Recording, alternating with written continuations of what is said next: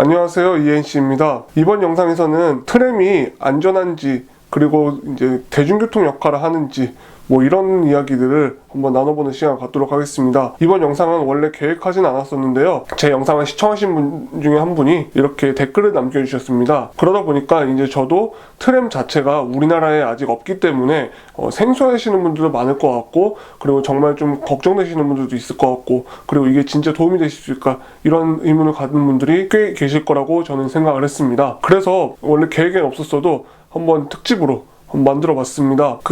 트램 자체가 이제 우리나라에 없다 보니까 어떤 모습으로 들어설지 궁금해 하시는 분들 많이 계실 텐데요. 우선 질문에 대한 답부터 드리면은, 만드는 방법에 따라서 안전할 수도 있고 그렇지 않을 수도 있다, 이렇게 보시면 되고요. 생각보다 다양한 나라의 도시들에서 트램을 대중교통수단으로 활용하고 있다. 생각보다 트램을 운영하는 나라는 많은데, 한국에서 트램이 없다는 게 조금 신기하게 받아들여지긴 합니다. 사실 이렇게 우리나라에 없어서 그렇지 외국을 가보면은 그렇게 접하기 어려운 교통수단은 아닙니다, 사실은. 그러면 지금부터 제가 왜 이렇게 말을 할 수 있는지 제 경험을 통해서 한번 이야기해 보도록 하겠습니다. 이번 영상에서는 트램에 대한 다양한 이야기들이 있을 거예요. 여러분들도 새로 알게 되는 것이 많이 있을 거라고 저는 생각을 하니까 영상 중간에 끊지 마시고 끝까지 봐주시면 꽤 유익할 거라고 저는 생각합니다. 제가 여행을 다니면서 찍은 사진 중에 트램 관련된 사진들이 많이 있나 찾아봤는데요.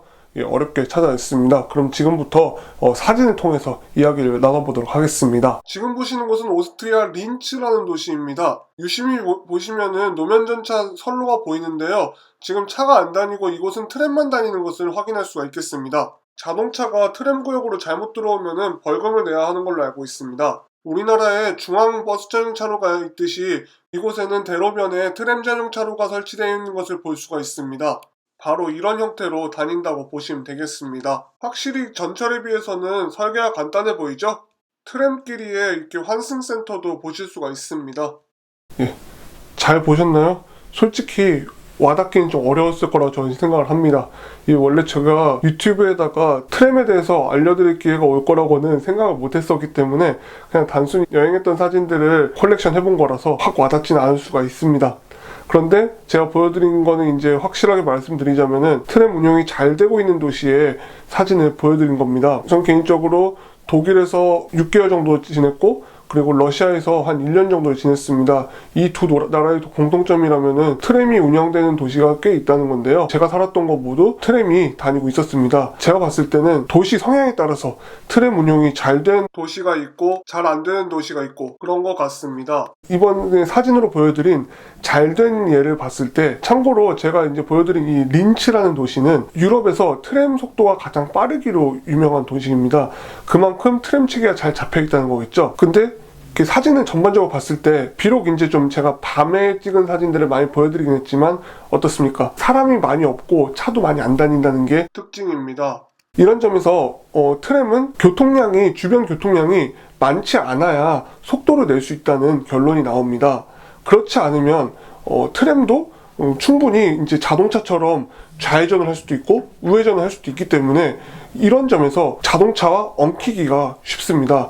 대표적으로 이제 제가 러시아에서 살았다고 언급하는 이유는 러시아에서 그런 일들이 많이 일어나고 있어서인데요. 러시아에 가면은 좌회전 차로와 트램이 차선을 공유하는 경우가 상당수 있습니다.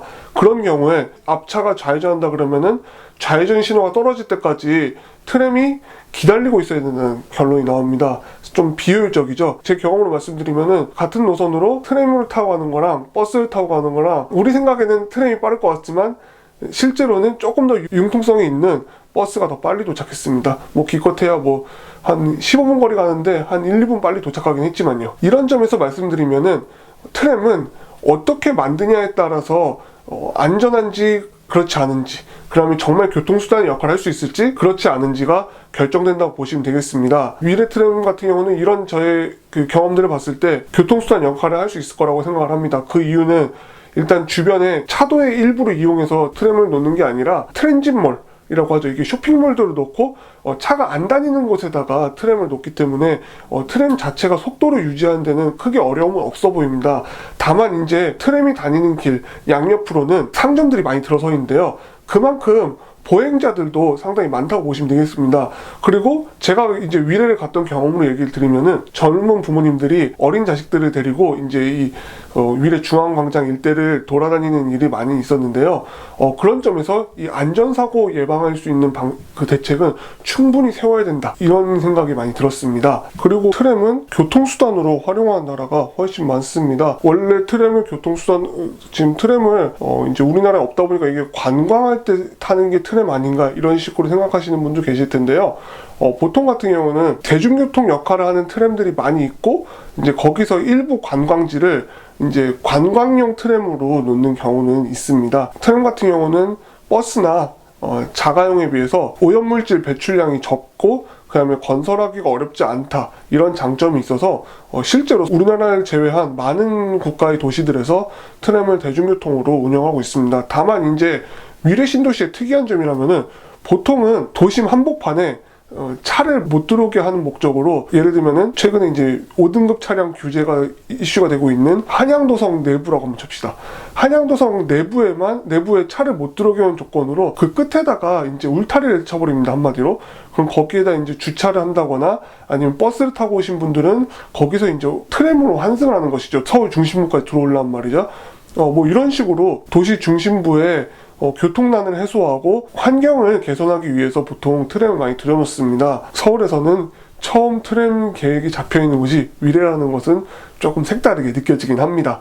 신도시, 물론 이제 이렇게 신도시라고 해서 계획해서 아파트를 많이 짓고 이러는 것이 솔직히 이것도 우리나라의 좀 특이한 점 중에 하나인데요. 물론 이제 인구가 많은 나라는 이렇게 아파트를 많이 짓겠지만요. 이 트램이 과연 여기 왔을 때 위례에서 트램을 이용할 수 있을 만한 분들이 트램을 이용할지 아니면 버스를 이용할지는 앞으로 이제 정부가 트램에 대해서 어떤 식으로 상세하게 계획을 하고 있는지 한번 보실 필요가 있을 것 같습니다. 그러면은 지금부터 이제 트램 특성에 대해서 철저하게 고려하지 않고 계획했을 때 생겨날 만한 문제점들을 한번 얘기해 보도록 하겠습니다. 제가 앞서 말씀드린 대로 안전사고 발생률이 생각보다 높습니다.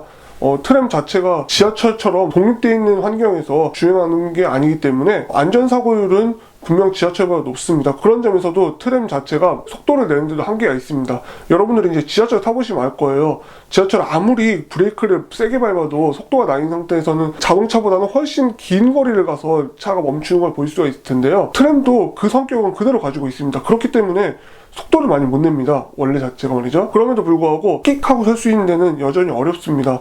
그런 점에서 아무리 트램을 만든다 할지라도 좀 이렇게 트램이 다니는 길 정도는 철저하게 보행자들의 접근을 막아야 할 필요는 있을 것 같습니다. 장관이나 펜스를 설치해서 말이죠. 제가 준비한 트램에 대한 이야기는 여기까지고요. 제 영상이 유익했다면 구독과 좋아요 한 번씩 부탁드리겠습니다.